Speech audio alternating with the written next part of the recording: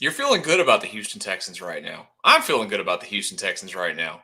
And guess what? They may just be on their way back, and we're going to talk about it tonight on the Locked On Texans Squad. Staying Norfleet here. The Texans are still in the hunt. They're about to play a very bad football team in Nashville. The Texans have been here before, and it was harder than it looked.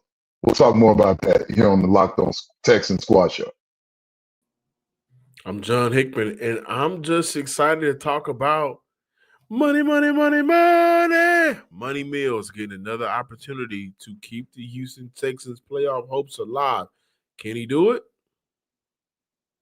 Yeehaw! It's time for the Texans Squad. Everything Houston Texans, every week.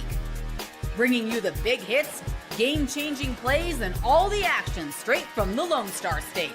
The way only the Locked On Podcast Network can. Saddle up and squad up.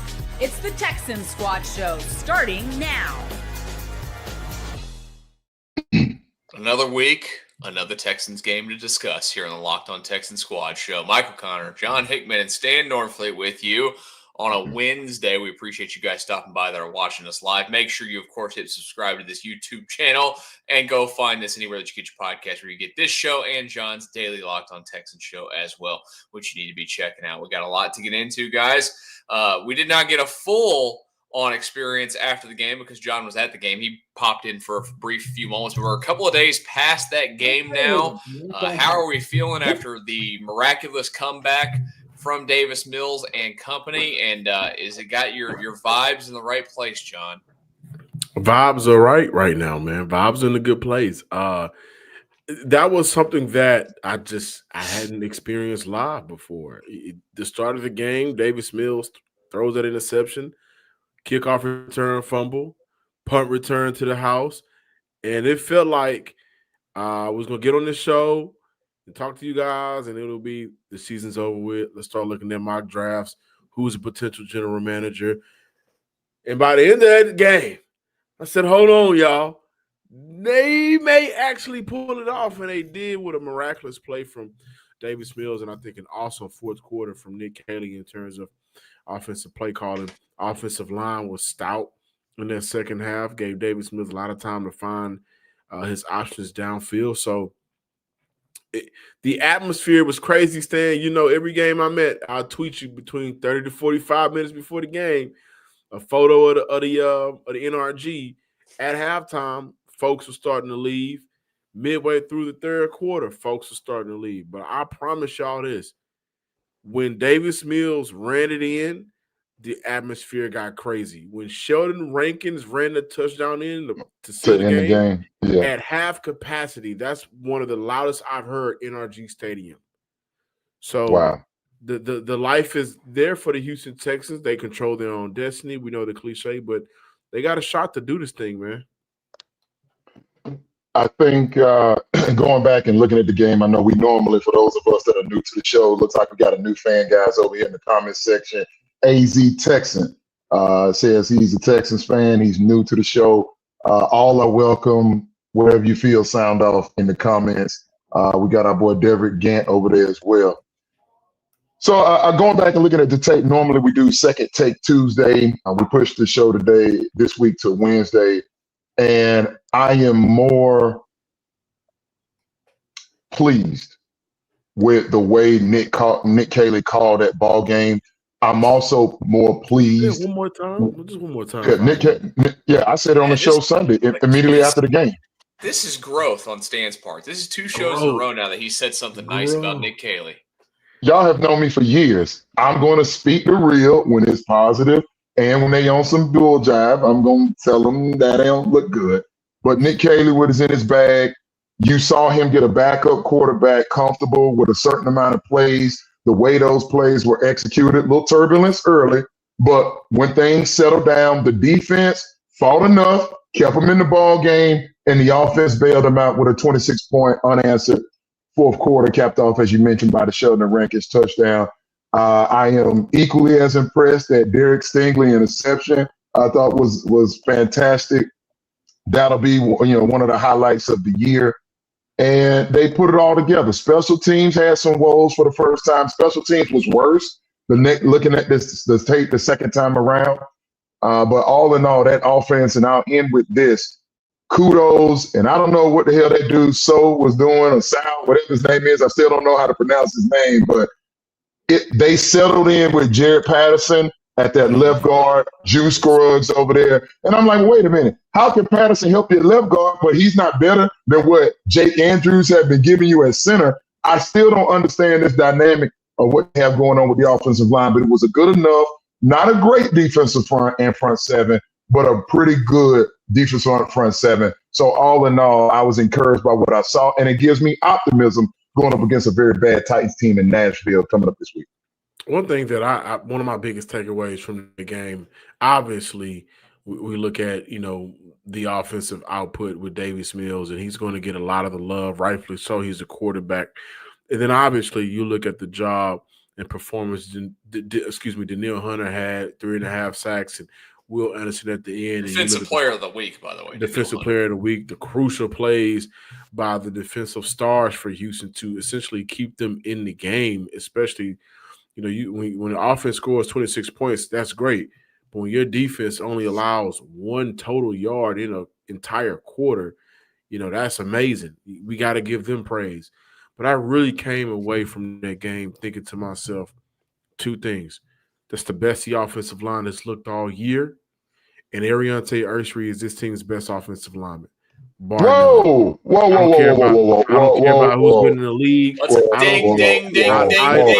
Ding. I do not care who's been in the league longer. I don't care about who has the vet name, a symbol attached to him. I don't care about none of that. On multiple occasions, they trusted Ariante Ursary to get his big body out in space to move opposing defenders to create room for their running backs. And then one of them led to a touchdown. On multiple, I think he was lined up with Josh Hines Allen 33 times and only allowed 1 pressure. And we look at how that deep front tried to create confusion with stunts and twists. Go look at Ariante Ursary in that tape. And I know you have. The best offensive lineman performance all year, and he's been Houston's most consistent and best offensive lineman for the last 5 weeks. He was one of the most impressive players from Sunday's game. You got the floor, Stan. He's Houston's best offensive lineman. I just have to push back with every football fiber. Yeah, every football fiber, my body pushes back on that. Was the kid better than he was when Josh Hines Allen ate his lunch in Jacksonville in week 3 in their place? Well, yes, he was. We're in week 10 now. That was 7 weeks, 8 weeks ago. I have to acknowledge that he was better. I was trying to give him a compliment. I said he was better versus Josh Hines Allen. And Trayvon Walker, a former number 1 overall pick, wearing jersey 44 on the other side of the line, isn't bad either. But this team's best offensive lineman by far is Titus Howard, who didn't practice today, by the way. I'm sorry, he did return from practice because that's a protocol. He had been out, so Titus is back.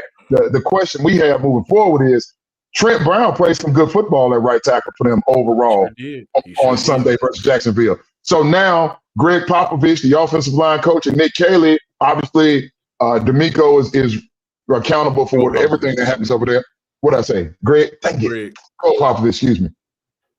Do they leave Trent Brown at right tackle and move Titus in the guard? Or does Titus go back to right tackle, Trent Brown goes back to the bench, and then Blake Fisher can keep his customary, jumbo package, that 6 offensive line, a pseudo tight end. So we'll figure that part out. But I just want to be clear in my remarks.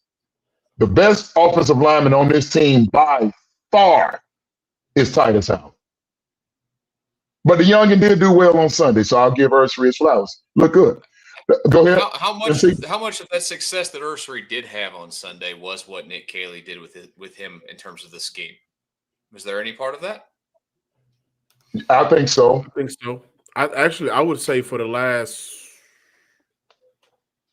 second half, a little bit in Seattle, San Fran, Denver as well. I would say so for the last 3.5 games. Nick Caley's play calling has really helped out the offensive line altogether. What he's doing, to me, the ability to consistently run the football, regardless of formation, whether they're spread out or whether they're bunched, they're able to, when they can stay on schedule, and make the down the distance manageable when you get into third down. And they can convert those third downs. I think they were 10 or 15 on third down versus Jacksonville. And when you're consistently running the football, Chubb and Woody Marks combining, I believe, 15 carries, 19, maybe it's 19 carries. Woody Marks had the majority of those. And it was about 110 yards and a rushing touchdown. That's the formula for helping out this O-line. When this team, and we'll get to the penalties in just a second, going back, looking at that game again.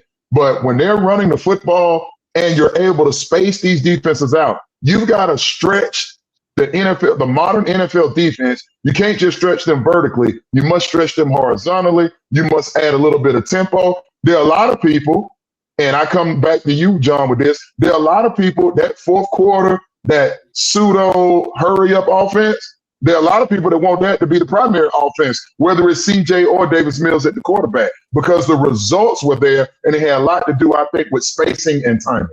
Yeah, I agree. I think there should be 50-50, 60-40 how the offense should look. I think it plays into the favor of, hey, we don't want our offensive linemen to consistently have to go up one-on-one with some of these defensive edge versus an inside guys that can create problems. If we can get that ball out quickly and neutralize some of these defensive fronts, that helps out our quarterback stay upright. That helps our offensive linemen. And also thinks that adds to what Houston can do in terms of production in the run game.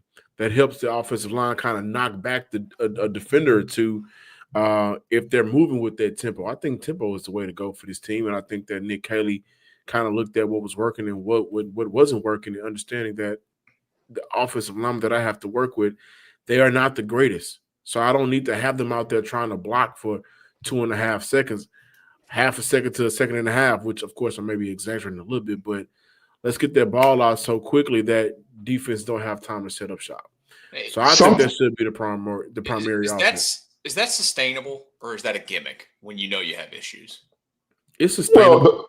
No, it's really not. They're going to get the doors blown off of them by these better teams that get ready to play, and we all know that. They're going to make it look good versus mostly inferior competition.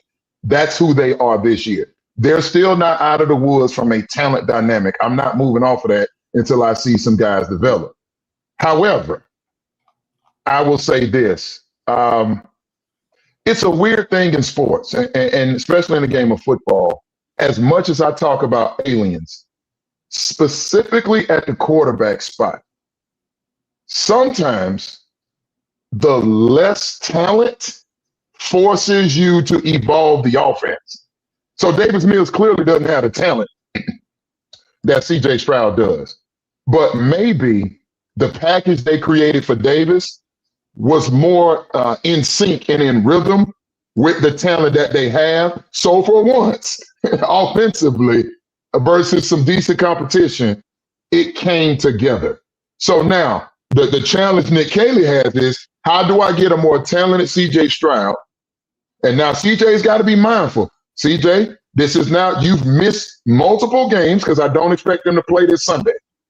You've now missed multiple games in 2 of the 3 seasons you've been starting quarterback for the Houston Texans. In other words, CJ's feet, I think we're about done with that for a while. He's not. I want to say that, did we not see some of what we saw on Sunday, especially the things that worked against San Francisco? I also think we saw some of that against Denver before CJ Stroud went out. The offense, in my opinion, has come together. Now, is the hurry-up tempo offense sustainable? This is why I say it is. It doesn't need to be a full game of up-tempo. But in order for Houston, I think, to be a much more impactful offense, up-tempo before the line is the 50-yard line, I think would work best for them, because at the very least, now you're trusting your quarterback and your offense to get into a space where you're getting into at least field goal range. Obviously, you want to score touchdowns, but if you can use that tempo to kind of get some of these defenders out of place and open up rushing lanes because maybe they're hunting for a sack, then that bodes well to Houston's favor. I'm not saying do it the whole game, but when it matters the most, when you need to create some type of offensive rhythm, I think tempo is the way to go.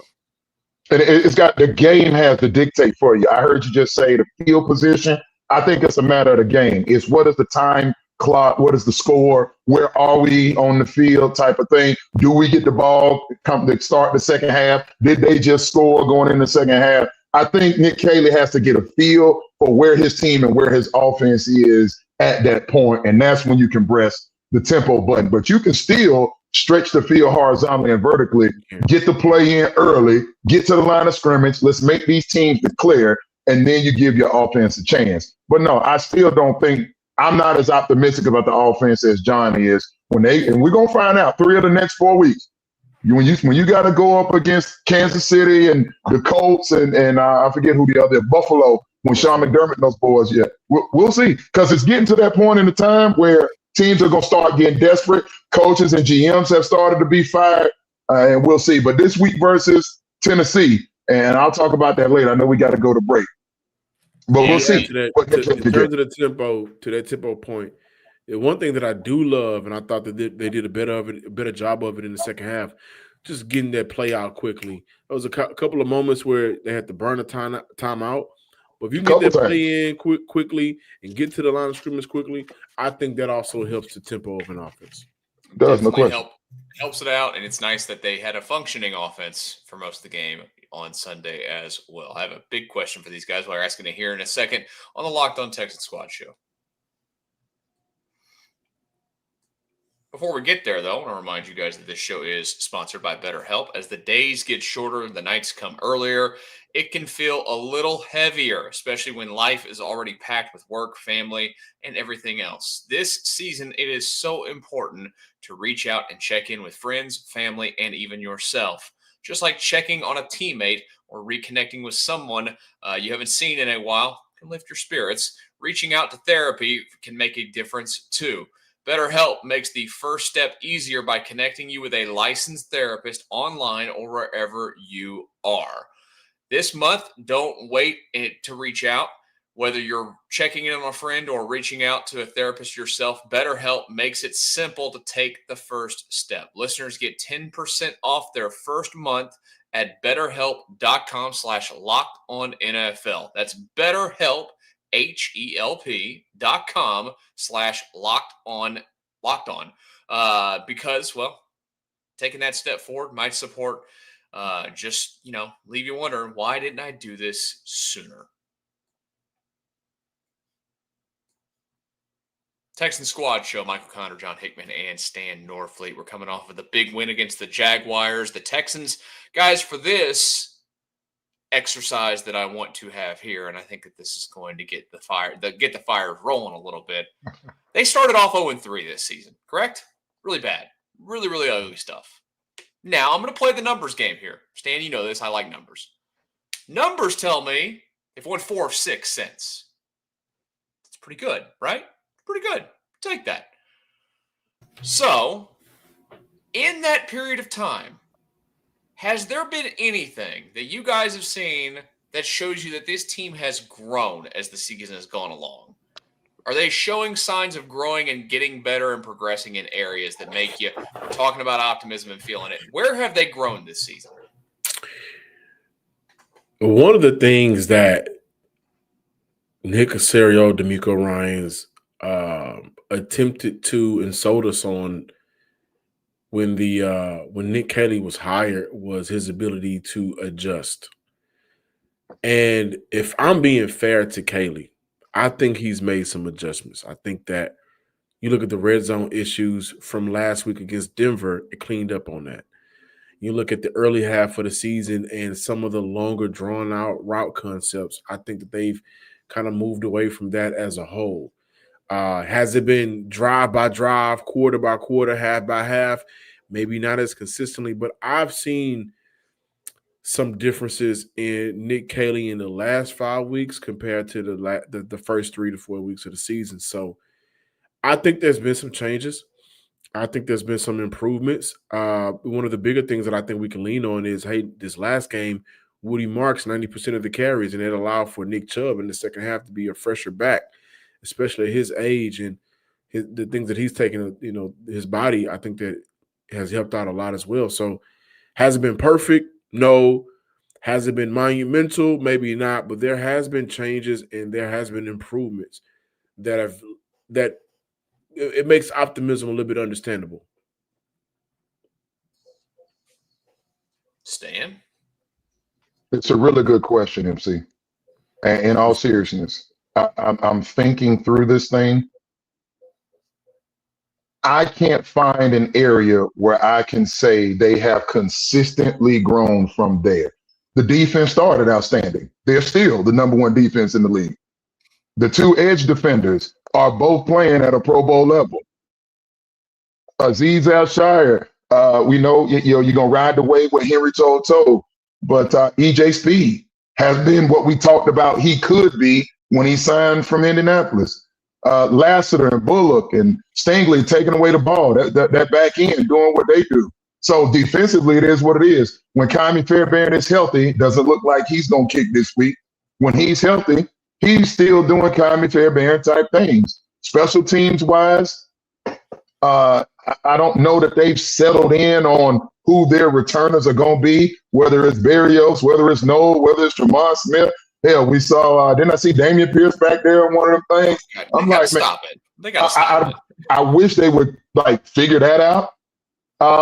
Offensive line, still rotating left guards. And I'm saying before the injury, to Titus Howard and what's going on there. So when you ask me, where have they consistently gone? Penalties popped up again. So like they'll do some good, but then they won't be able to stack it for 3 straight games. You know what I mean? Like we'll be talking about penalties and red zone and third down, and the defense has consistently taken the ball away. So I can't find an area, and that's not me being a hater. That's not me trying to be funny and be cute. That's just me trying to be honest. Like I can't legitimately say, here's 3 weeks or 3 out of 4 games versus real competition. And we're going to be right back in the same conversation this week because Tennessee is arguably the worst team in the league. So we won't really know who the 2025 Texans are until they get that Buffalo at Indy at KC right there, those 3 weeks in a row. We'll find out then where consistency and growth really is. All right. Well, to kind of go a deeper layer into that, is there a player then that you've seen consistent growth out of as the season's moved along that is inspiring you to think, and maybe this guy's taking the next? I know where John might go, but where are you going to go, Stan? John's going to go 2 places. I think I'm going to go one person for me I can say that has grown.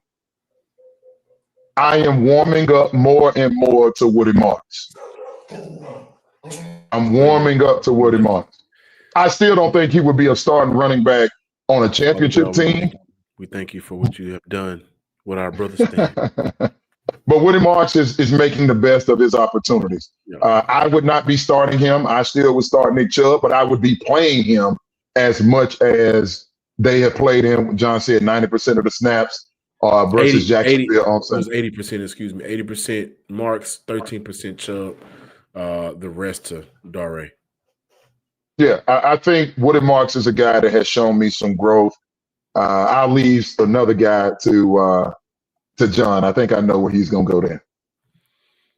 Well, the one player that I think has gotten better, and this is a year in, a year out thing, and I tweeted this out yesterday, so I want to make sure that I get those numbers correctly. But Dalton Schultz, man, we can't speak more enough about Dalton Schultz. With 8 games left in the season, he's 94 yards away from his 2024 total. He's 8 receptions away from his 2024 total. He's 26 targets away from his 2024 total. He's 1 first down away from his 2024 total. Dalton Schultz has been extremely good for the Houston Texans offense. And I think because he's so much of a friendly option for a quarterback, especially in an offense that's still trying to find its way, its rhythm, right? Dalton Schultz, I think, has been great for both C.J. Stroud and Davis Mills. But I'm going to add to that and say, listen, this young man opened up the season 11 pressures in the first 3 games, 3 sacks in the first 3 games. I knew where you were going. In the last 3 games, now he's still giving up 11 pressures, but the pressure percentage allowed is lower. 4.8, 12.8, 6.1 compared to the first 3 games, 15%, 3.3, and 12%. In the last 3 games, this young man has only allowed 1 sack. He continues to be an ascending player, and his pass protection is great, but his activity in the run game, I think, is a little bit more attractive to me, man. Ariante Ursery, we talk about Houston moving on from Laremy Tunsil, and did they replace him or not, and was it the right move? Can we just sit back and appreciate this in-season growth from this young man who's had to deal with? He's had to deal with the same thing the quarterback has had to deal with. Who's going to be my left guard for this drive? He's still been able to perform better. He's also had to deal with who's going to be the running back and the tendencies and the offensive play calling tendencies. He has gotten better in season. And with the dysfunction around him, why isn't that something we praise him for? I mean, he's been a damn good cornerstone player for this team this year, and he's gotten better as the weeks has gone on. Ariante Ursery was bad. Then he got decent versus worse competition. Now we're starting to see him hold his own. He got destroyed versus Seattle. He did a decent job with Nick Bonito in Denver. And now for these next 3 weeks, we'll see when he's going up against experienced coordinators. He did a decent job? He did a decent job against Bonito. Bonito didn't raise the hell. Zach Allen is the one that went crazy. But he did a nice job. He did a nice job. Now, he's still not better than Laremy Tunsil, and it is highly unlikely in his full career, 10 years from now, it is highly likely he will have a career nor be as talented as Laremy Tunsil. The Texans made a mistake moving on from Laremy Tunsil. Ursery does not make me feel better about that mistake. But I understand your point. It's about growth in season. Yes, I can understand that's the player that I thought you would make. The other one, and I see D'Angelo Jordan over there in the comments. I don't know how long you've been watching the Locked On Texans squad show, but I've been very vocal about this guy. And John looked at me like I had 3 heads when I said this going into training camp. I said, this boy Hutch is about to go to work. I said he's going to be improved. He's not going to be Nico Collins, but he has as many touchdowns as Nico. And other than Nico, no other receiver on this team has more yardage than him. So I would say Hutch has proven he deserves to be on the field for real NFL snaps. They've been kind of grooming him here and there coming into this year, and he's proven for that to be the case. I also want to throw Hutch as somebody that has developed thus far.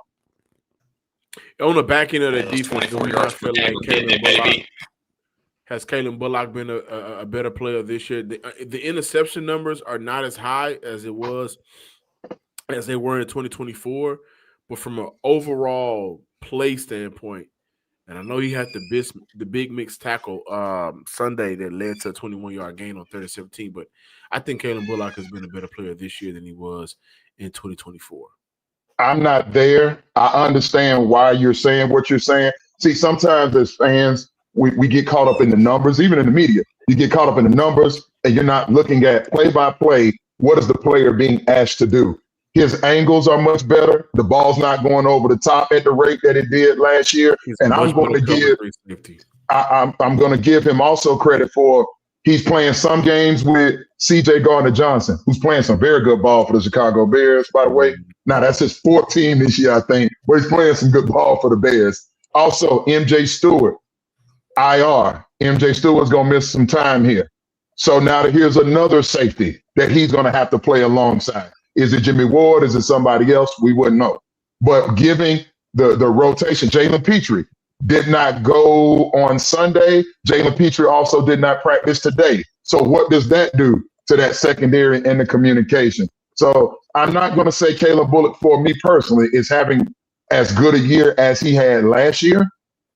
But the defense, I think, with him in it, is functioning at a higher level, given his position in his defense. Yeah. Shout out to Tommy T. Continues to get tackles for Tommy T. is the Tommy Togia is a guy that's playing really good football in there. And listen, kind of what I just said about Kalen Bullock. There's a story on NFL.com this week about what Danielle Hunt and Will Anderson do on a game in, game out basis. It's not getting the praise that some other teams and some other organizations would get if they had 2 pass rushers like that. Those guys, when offensive coordinators are implementing I should say day one install, when you get ready to play the Houston Texans, the first thing they talk about, these two dudes on the edge will destroy our game plan. Yep, and they've done that to many people, and it's been fun to watch. And one day we're going to look back and go, man, that was great when we had two guys here in this city that were literally elite at doing that, playing on the same defensive front there. All right, let's get into some of the health questions for the Texans this weekend. We'll do that next here on the Locked On Texans Squad show. Before we get there, though, I want to remind you guys about Supply House. Well, when the opening whistle blows on a new repair, get your crew moving forward with Supply House. Order today and see parts on your doorstep tomorrow. Over 280,000 plumbing, HVAC, and electrical items from the most trusted brands in the business. Their real-time inventory and honest lead times keep you from punting projects, while their industry-leading customer service always has your blind side covered. Need those parts for a project faster? Well, supplyhouse.com, well, they have that next day delivery. Talk about an absolute game changer. The part finder tools and 3D schematics can save you hours on jobs where every detail matters. Their Trademaster perks like priority shipping and a dedicated support make the whole process smoother. Join the free Trademaster program today and score serious perks like priority shipping, lower prices, and dedicated support line. Visit supplyhouse.com to sign up for free and use promo code SHNFL5 for 5% off your first order. That's supplyhouse.com. Real people, real service. It is the Squad Show. Michael Connor. We've got John Hickman here. I know he's going to duck out on us at some point. Then we got Stan Norfleet as well. We've got 30 more minutes with you. So we're getting ready on top of all this for the Titans game this week, and we'll talk about them in a bit. But the biggest thing to watch for the Texans right now at this moment, you mentioned a moment ago, Stan, some of the names. The injury report is lengthy. I'm sitting here looking at it right now. Just from today's practice alone, Aziz Al-Shaair was limited with a knee. Jalen Petrie, concussion, did not practice. C.J. Stroud, concussion, did not practice. Davis Mills is on there with a left elbow, but he was a full participant. Kaimi Fairbairn, right quad, did not practice. Back to Braxton Berrios, quad, did practice. Jake Hansen, elbow, limited. Jacob Johnson, hamstring, full. Christian Harris, shin, full. Ed Ingram, knee, limited. Titus Howard, concussion, full. Dalton Schultz, shoulder, did not practice. Cade Stover, foot, limited. Harrison Bryant, neck/shoulder, DNP, and Danico Autry, knee, DNP. I'm exhausted from reading all of that. But going through all of that, and given who they're playing this week, and I guess, obviously the biggest one is the quarterback position, but in all honesty, if these guys do not practice on Wednesday, should they even bother playing any of them this weekend against the bad Titans? So let me say this, and I'm going to bounce. Houston still got to win this game. Houston cannot afford for a trap game. They can't afford for a trap game now. If they win, if Kansas City lose, and if the Jags lose, they get the 7th seed. Now, that may be short-lived. Who knows what the future looks like, but the only person that I could justify not playing Sunday is C.J. Stroud, because I trust Davis Mills enough to beat that Tennessee Titan team. But everybody else, if they can play, they need to be on their field. Houston's going to need all their guys because they can't afford to lose a game because maybe they have somebody out there on the field that may not be ready for it or not.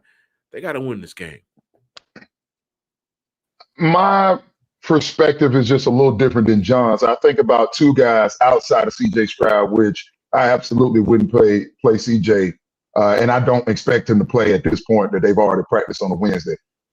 The two guys that come to mind for me that I'd be very careful with are Jalen Petrie and Titus Howard. Once you have a concussion, and both of those guys are regularly involved in collisions for various reasons, obviously, given the positions they play. Once you get that first concussion, it is easier to sustain another.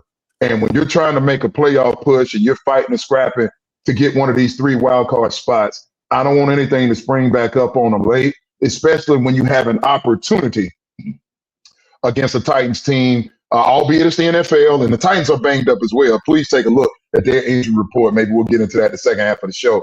But they're going to have receivers. Yeah, Ridley is banged up. They got a lot going on. They released Tyler Lockett a few weeks ago, so he's not on that roster anymore. But Petrie and Titus, you're going to need both of those guys. So if it's close, I would ask both of those guys to tap out for a while. Trent Brown performed admirably at a right tackle spot when Titus went down. I don't have an issue there. Now, with MJ Stewart being on IR, if Petrie doesn't go, we're not talking about your fourth and fifth safety. I know they called up, who's my guy? Miles Bryant. I was going to say one of those New England Patriots. They called him up. He has been serviceable at times, but it's just something you want to keep your eyes on there with Petrie. What I like about this defense going up against Tennessee, and I think gives Houston another week, and they did work out the safety Bishop, who played for Pittsburgh last year. He ended the season with 4 interceptions in his rookie year. The back half of this defense gets so much from the front half of that defense, the front four, that it allows for them to not be under pressure as much. Now, one thing that I've said, the safety unit has not been challenged a lot this year because Daniil and Will and Aziz and them guys up front, Jalen Petrie, they don't allow them to be challenged a lot because typically they're getting after the quarterback or they're just making it hard on the opposing team's quarterback. And when they were challenged, they blamed C.J. Gardner-Johnson. You can't do that anymore. I'm talking about the Rams. You still could. I mean, why couldn't you? I mean, really, every bad play that happened the first 3 weeks of the season was C.J. Gardner-Johnson's fault. Get out of here. Yeah, well, there's a reason why he's on his fourth team, Stan. Come on. Stop that. Stop this. MC, you know way too much about the NFL for that. But go, John, you want to make Sunday. Okay, John, you signing off. All right, my brother. So there goes John, just standing out the rest of the way. In all honesty, like looking at it, and this is a game that, and we'll get a little bit into them, I guess, in a minute. There's absolutely no reason to play CJ, right? I mean, and are you completely comfortable with Davis obviously going out there and winning? I mean, they're comfortable. I'm pretty comfortable. I can't envision a scenario where the quarterback, you need to rush CJ Stroud back this week and you can't just play it with Davis Mills. Well, the thought process, if it's close and you want to get CJ back out there, is because CJ is trying to still get a handle of this offense. And you want to be careful with CJ missing 2 games, and then you got to go out there versus who is that coming up at the Tennessee? Buffalo. Yeah. Buffalo, and you got to go against Sean McDermott. Now, the Buffalo defense has been letting them down as of late, but that's still a Sean McDermott coach team. You know mostly what you're going to get from Josh Allen. I don't suspect the Texans are going to have the same amount of success versus Josh Allen this year as they did last year when they embarrassed him on national television, his worst game of the year. So that's the thought with CJ. Do I have confidence that Davis Mills can go out there and perform at least admirably in CJ's absence? I do. He started a lot of football, and we no longer have to worry about, remember they did the old switcheroo? The Texans have been in this exact same position. I harken back to 2023. C.J. Stroud gets concussed because Juice Scruggs couldn't block Quentin Williams. They dribble C.J. Stroud's skull off of the MetLife Stadium turf, and so he's out, misses the rest of the Jets game. Then he misses at Tennessee, Week 15. The Texans win in overtime versus a Tennessee Case Keenum. Case Keenum gets the start, but up until that point, it had been Davis Mills. Everybody said Mills was the guy. He had been getting the number 2 reps, and then Keenum goes in there and gets the dub. That Tennessee team that the Texans had to beat in overtime at their place by 3 was 5-8 before the Texans beat them. Now this year, this Tennessee team only has 1 win on the year. They're obviously one of the worst teams. Now we got to be careful with this team because the Titans, what was I going to say? Oh, they're coming off the bye week. So this is as healthy as they've been since the start of week 1. What happened that second game? The second game, Keenum goes out there. He's a dud. They have to put in Davis Mills, and they still lose at NRG versus the Cleveland Browns. So my point is, we've seen these backups, and it's been a mixed bag. But they should be. Nick Caley and Davis Mills, and if this offensive line, let's hope Titus can go, they should be able to offensively just do enough that this defense and special teams unit can get cleaned up and play good ball again. Of the rest of that injury report there, I'll give you mine real quick. What concerns you the most on their, moving forward? I know that there's nothing on there that's like extremely lengthy in terms of guys that are going to be out, but I'm going to, it sounds funny to say, but like the Kaimi Fairbairn thing scares the you-know-what out of me because they rely on him so much. Like not having him and him having a quad issue for a guy who literally uses his leg to make his success in this league, like the Kaimi Fairbairn thing kind of freaks me out. Which one's bugging you the most outside of CJ? Titus. Okay. Titus is their best offensive lineman. And it's an excellent Fairbairn point by you. But for me, it's what does this offensive line look like if Titus can't go? Like this musical chairs thing that they continue to do at certain spots just doesn't, it's just so unusual. Other teams don't do this. Championship teams, you don't rotate offensive linemen unless you absolutely have to. So there is a thought out there, given how well Trent Brown played when Titus had to lead a ball game. Do you insert Trent Brown at right tackle? Obviously, Ursry's at left tackle. And do you pull Jared Patterson from that left guard and insert Titus into that left guard spot, which he's played at points over the course of his career here recently, especially? It's tough to know, not being in the building, having the information, just where is Titus at. If he can go, though, I would like for him to go, but I'd be real curious where he is in terms of the battery of tests. He's on the practice field, but he hadn't been yet cleared to go play the game. Yeah, that one's going to be interesting to watch because that's something that, I will agree with you here. I don't think that the musical chairs thing and the offensive line thing is fun. I'm not saying that they're bad by any means. I have been pleasantly surprised at how they've kept their quarterbacks cleaner than I expected this season, but they are not elite. There's no way anybody can tell you that. But I am with John that I think Ursry's getting better. Sorry, Stan. No, I'm saying he is getting better. He's just not better than Laremy Tunsil. I can't. I've watched a couple of Commanders games this season. I'm like, it's the same. I don't know, man. I don't think that they're missing anything with him. I just don't. He's a penalty machine still. He's not they that get penalties without him. He's not that They're great. getting penalties without Tunsil Tunsil half the time. I don't know. Laremy Tunsil is going to be a Hall of Fame There's no prospect. I'm just telling you. 0% chance of making the Hall of Fame. He's going to get votes. Watch what I tell you. Next time you see John McClain, how many times has he honestly even been an All-Pro? I didn't say he was going in. I said he's going to get votes. He has not been an All-Pro one single time. Yeah, 0 times.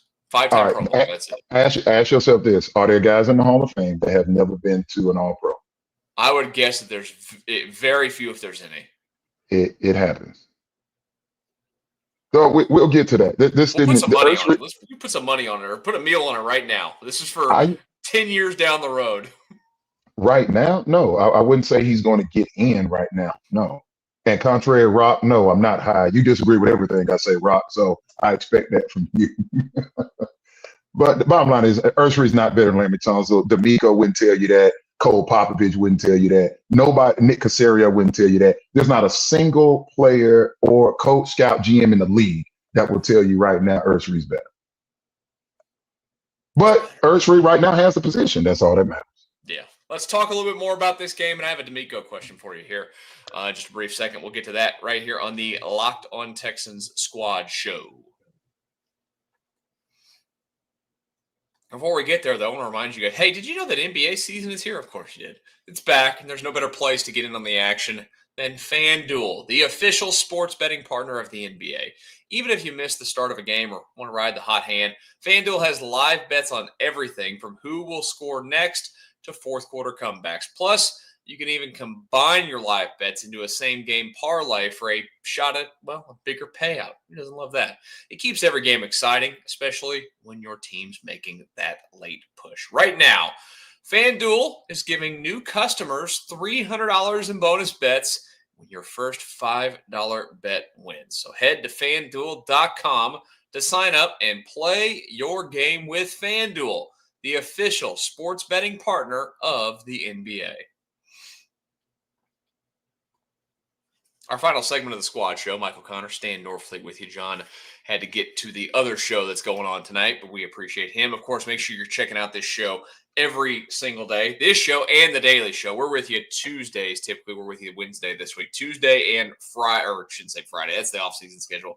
Tuesday and post-game. We'll be back with you post-game on Sunday. Wade Smith, former Texans offensive lineman, will join us as well as the Texans hit the road to take on the Tennessee Titans, a game that I haven't even checked. Are they wearing their Oilers jerseys this game? Do we know? I actually have not checked. I'm not sure. I meant to check that because you know what? There's nothing better than the pettiness between these two franchises when it comes to a jersey and the name. I'm still on team give Houston the name back, but it's just silly how much it matters to these people.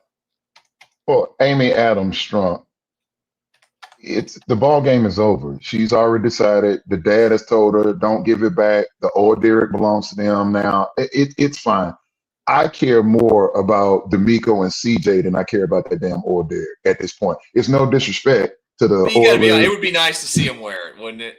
It'd be nice to see him wear it in Houston over Tennessee. Yes, it would be cool, but I'm more concerned about the future than I am the past, personally. Yeah. It is a great uniform. It's just a great uniform. Sweet. That color just looks good. Yeah, and listen, works. Now, would it be cool to have the old Derek with the H-Town blue? Or we can still rock the Love You Blues? They could play, it'd be fine. I think the H-Town blue works. Just give it back to us. Just give us the jerseys. I don't even care. Keep the history. Who cares? Give the uniforms. The jersey. Give us the uniforms back. They're taking on this Titans team, though, this week with the head coach. And for those of you that are on YouTube, when you click on it, there's the picture of D'Amico smiling and have a great time. And, listening to him post-game and then listening to him this week, do you think that do you feel like D'Amico's gotten a little bit of the boost that he's needed? Because I don't want to say it's been bad. He just kind of felt like he's a little bit pissy at times, a little bit bothered by things. But he's irritable. He's getting irritable. That's the word. You think he's getting in the right mindset listening to him now the last few days with the way things have gone? Well, D'Amico has what every coach wants when you are fighting for a championship. He has the attention of his team. He stabilized it. It got bumpy, and rightfully so. They were playing awful football on offense. All of the comments that were made, and I don't think D'Amico handled himself well in front of the press for one of the first few times in his tenure here. So a couple weeks there, it got bumpy. What Davis Mills and winning that game did was settle everybody down, and now every man in that locker room knows. Even if 7 is not on the field, they still have a chance with that defense playing like that. And when they get down in ball games, for the rest of the season, D'Amico can say, we were down 19 in the second half, and you found a way to win. So he's going to be in a good mood because he's got all of his coaching points. He got, they were able to stay alive another week. So that's all he's trying to do is dangle that carrot for another week. And then you got to find something else for another week. Now, I suspect what he's telling his team this week is do not take these Titans lightly. The New York Jets have beaten teams and the Raiders have beaten teams. It's the league, man. Funky things happen. Weather gets involved. God forbid, injuries happen. So things can happen in this league. And that's why it's the number one sport in the country. So he's going to try to tell them, stay locked in on Tennessee. It took us to overtime last year without C.J. Stroud. They have to beat this bunch in Nashville. And then we'll worry about Buffalo after that. But yes, he's extremely pleased, not that just they won, but the conditions and how this season has played out. He now has all his coaching points to keep these guys locked in. And the good news is that the Titans, like you said, they've only won one game this season. They did that against the Cardinals earlier this year. Looks like weather's going to be fine. Projected to be in the 60s and sunny, so shouldn't be any weather issues. It's also going to be a game where there's probably not a ton of people there. You can get tickets, it says, for as low as $11 right now to get into that game. So there's that. But in all seriousness, a win this week can get you back to 5-5. And I think that based on the way that they started, like we mentioned earlier at 0-3, it was kind of hard to envision this would even be a possibility at any point, kind of with how it was going. Well, how what the does a offense win mean to Stan Norfleet this week if they get to 5-5? What does 5-5 mean to you? 5-5 is similar to what I just said. It's another breath of life for another week. You get the fight for the opportunity to stay alive and compete for postseason play, which should be the expectation. Contrary to what D'Amico or anybody else at that building over there off Kirby believes, coming into this season, the Super Bowl aspirations were real based on the team, based on where they were in this franchise, meaning in the C.J. Stroud, D'Amico Ryans era. You win 2 playoff games or a playoff game in each of the previous 2 years, we're going to talk about you being a Super Bowl contender. You're one of the final 8 teams in all of pro football. Now, there are those of us that said offensively they were going to struggle. They're still going to struggle. But getting to 500 and sweeping a division opponent sends a message to the rest of the league that you're still here, you're still fighting, you haven't folded the tent. Now, what they need to go do, the entire Tennessee game on Sunday needs to look like the comeback in the fourth quarter versus Jacksonville. They're not necessarily competing with Tennessee. They're competing with showing the rest of the league this is how it can look. Remember that 2-game stretch where they scored 70 points versus Baltimore and who was that other team? It was a bad team. It might was Tennessee because they swept Tennessee 26-0. How they looked over those 5 weeks, that's how the game needs to look. The entirety of the game needs to look on Sunday. Now, I remind people, Calvin Ridley, he's coming back from injury. They've had a bye week. They're coming off a bye week.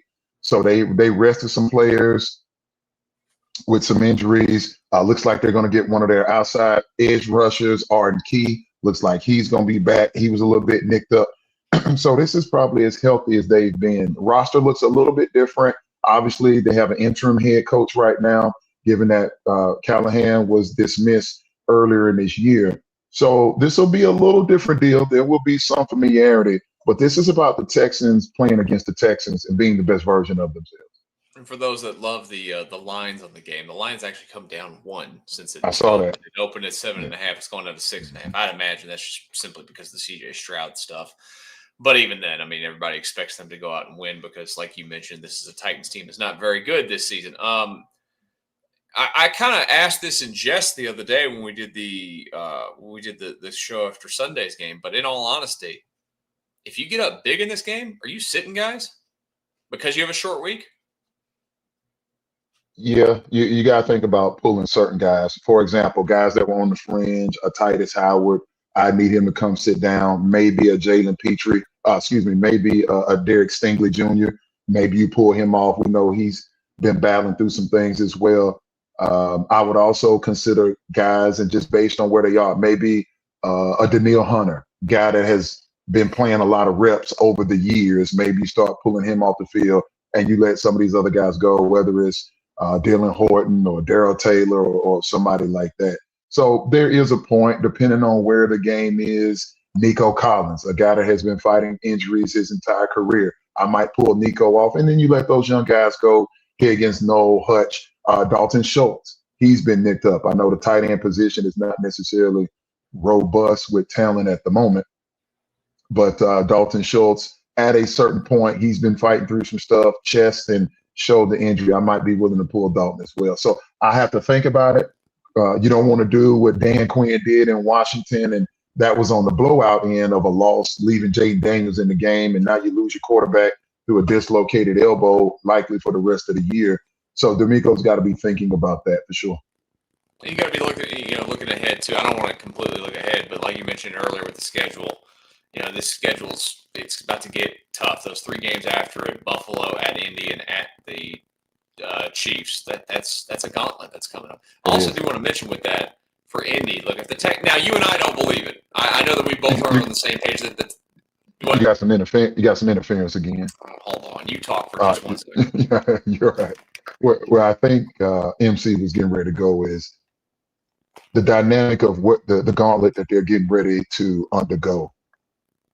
You have to start thinking about playing your best football, and if D'Amico doesn't pull some of those guys off the field, it's going to be because he wants to get as much rhythm as possible to go defeat the competition. I mean, you got to understand where the Texans are.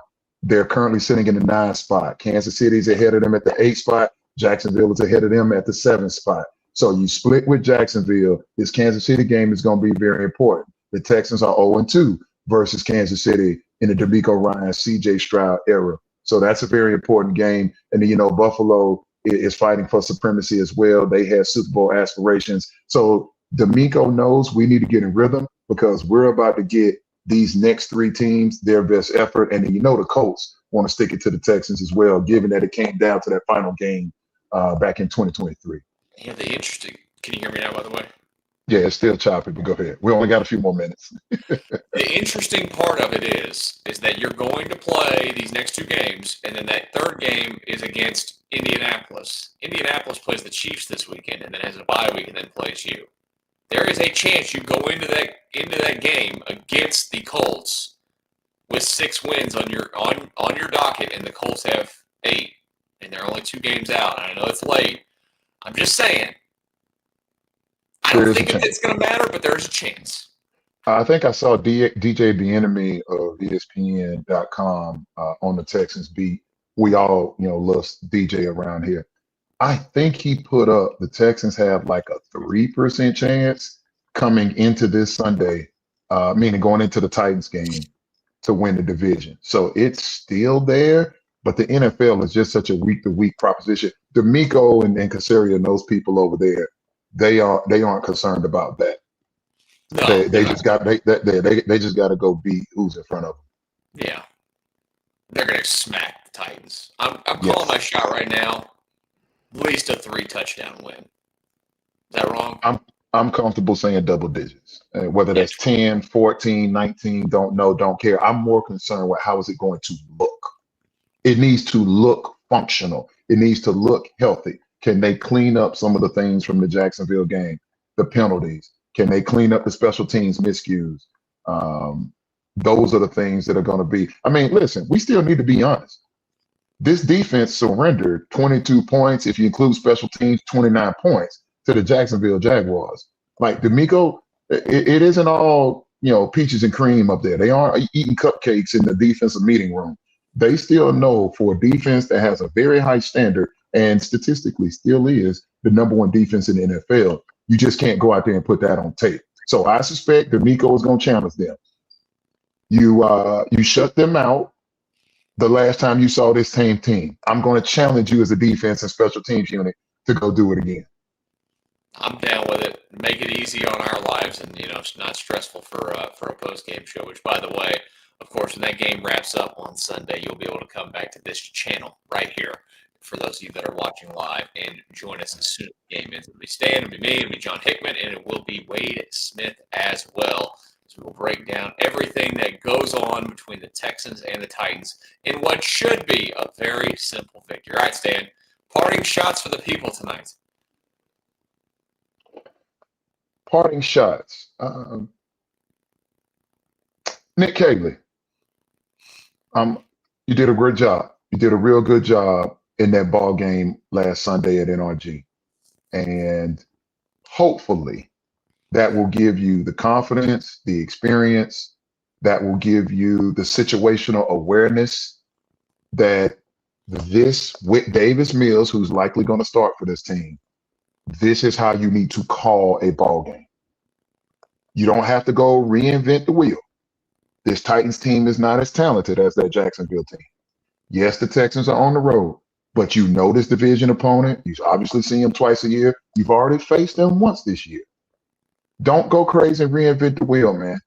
Just equip Davis to go out there and run this offense. You've seen what Woody Marks can do. You've seen what Higgins and Nolan, these young guys can do. You've seen what featuring Nico Collins repeatedly can do.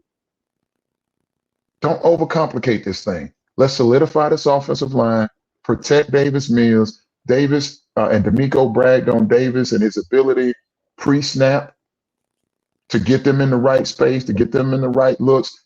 Enough with the nonsense penalties and not getting to play in, trying to, delay a game and having to call timeout and all of that. Enough with the nonsense. You have enough from the Jacksonville game to go out here and win this one. Just go and do it now. I completely agree with those sentiments there, and we'll hopefully have good parting shots again for Sunday when we get there. Don't forget to join us. Make sure you subscribe to this channel for Stan and John. We appreciate you stopping by and watching live. We'll talk to you on Sunday after Texans and Titans on the Locked On Texans Squad show.